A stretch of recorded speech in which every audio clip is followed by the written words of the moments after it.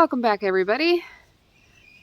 I'm not going to promise this becomes a weekly thing because I have a horrible time actually following through on making videos, but I'm going to try to. So this is going to be just a video log.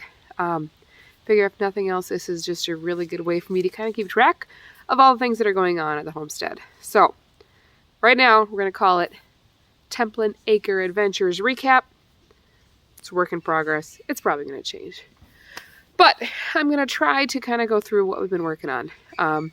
Since this is the first one, there are so many things I could go through. I'm going to try to keep it pretty short and sweet. So, right, it is September 22nd today. And it's actually been a really warm and dry September, which was a really nice change from all summer where it was kind of cool for the most part. Very, very, very wet for Minnesota. Yeah, I think we had like 36 inches plus of precipitation so far this year. Average for our area is like 24. So it was wet. It was cool. Because it's so warm, it's kind of tricking me into thinking I have much more time than I do. But it is end of September in Minnesota, which means frost is right around the corner. So I started pulling everything out of the garden this week. Unfortunately, my tomatoes are just starting to churn, so I'm gonna leave those. But I pulled all of my summer squash. I pulled up all the onions. We're digging potatoes. I'm gonna be pulling carrots here, trying to get all that stuff up and processed, or at least in the basement before it actually freezes. Like I said, garden was horrible this year. Onions, most of my onions were probably about the size of $1/4 to $1/2. So that was really depressing. I'm going to have to research and see if there's any way I can preserve those over the winter to just reuse as sets for next year. But it's still something. I dug them up, brought them in. We're letting them dry now before I put them in nylons to hang in the basement. I'm sorry, my dog is rolling in something and I don't know what it is. Puppers, what are you doing? So that's the garden update. The only thing they did really well this year actually was the watermelon. I don't know why watermelon did good this year, but it did. So I have lots and lots of extra watermelon, but I'm not worried about having extra because the pigs love it and the chickens love it. Everything loves it, so nothing is going to go to waste. Something will eat it. Oh, let's see. So that's the garden update. Work update. Nick was busy all week moving pigs. And he was also helping a farmer that we help out, at least for the last 3 years. So he was putting hay up in the barn for him. I went and helped one of these years. I think we're going to be too old for that. But until then, we're going to keep doing stupid stuff and working too hard. As far as trying to get... What are you doing, puppers? Projects done here before winter. We have been working, that's why I'm in the woods right now, on getting an area... Hi! An area cleaned up in the woods because I want to take down our current rabbitry and I want to move it into actually like basically right in front of where I am now and get that buttoned up here before winter.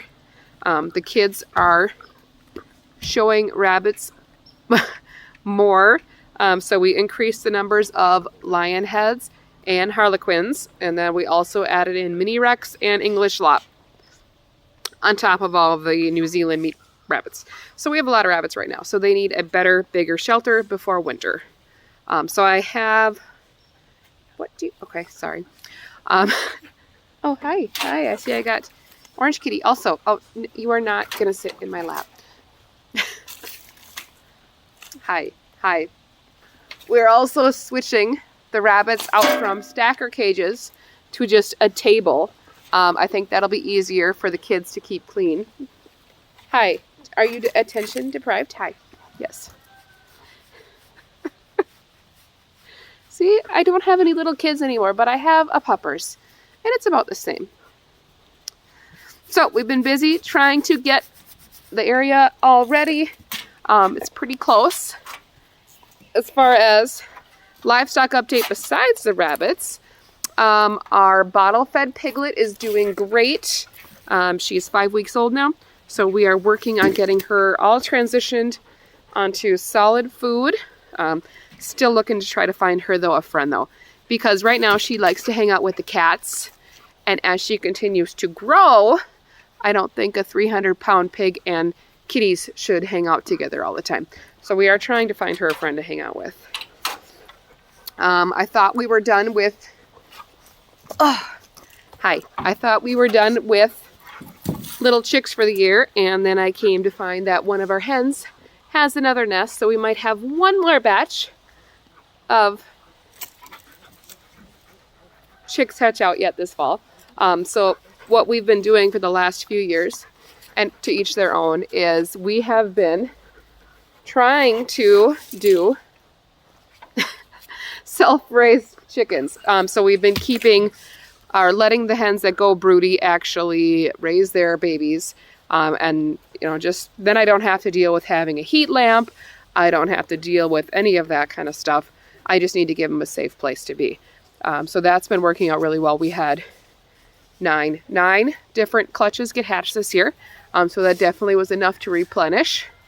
And now this fall here, we'll have to butcher out all the extra roosters that came. That's the only downside of doing that, is then instead of being able to just get pullets, you're going to get a 50-50 mix. And that's way too many roosters for the hens. And I can already tell that I have too many roosters as they're starting to get to be older here. And they're starting to pick on the hens. So we will have to do that soon. However, the other major issue right now going on is preventing me from butchering. We have no well at the farm. So our well went out. We traced it back to the pump. And so that's currently a work in progress. We have still our house in town. So we have access to water. We just bring it out in large barrels to replenish all the livestock waters. But the issue comes in is that if I want to butcher chickens, I really, really want running water so I can use my plucker. So the butchering has been postponed. We've been talking about alternatives, but I don't think I really want to bring chickens to town to butcher. I don't think they would be too thrilled with that. Oh, okay, sit. Okay, sit, you're fine now. No, not close enough? Okay.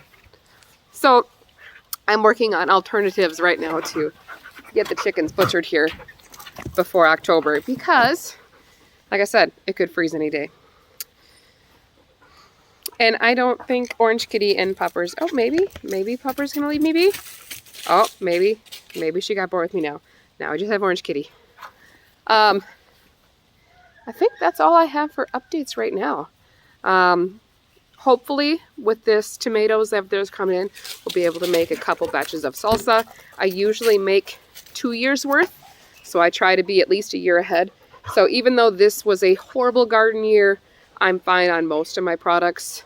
Like I have enough pickles, I have enough salsa, I got enough tomato sauce. I mean, my shelves will be pretty clean by next summer, but we'll be just fine. And I know that if we ran out of home canned goods, we're not going to starve to death. It's just what I would rather have. So we are working with what we have and making do and hoping that next year is a better year. And I think that I need to pay better attention to Puppers because she needs me right now. So hopefully you will be hearing from me again next week. And hopefully I'll have some better updates on the well situation. Thanks for watching.